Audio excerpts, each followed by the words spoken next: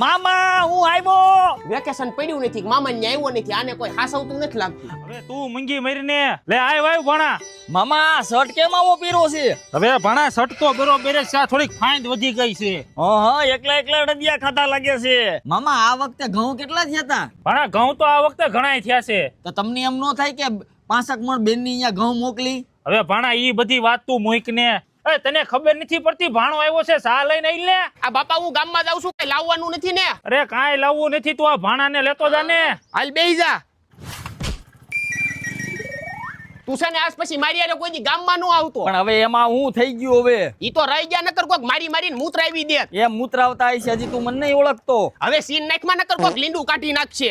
એ પણ બે હું મંડાણા છું. આ જોવો ને વિમલા માસીની છોકરીને નંબર દીધા. પણ મામા ક્યારુની મારી હામું જોતી હતી મેં નંબર આપી દીધા. હવે આપણે અહીંયા રોજ રહેવું હોય આને 2 દી રહીને વ્યૂઝ આવવું હોય. વાંદરા જેવા પણ હું મંડાણ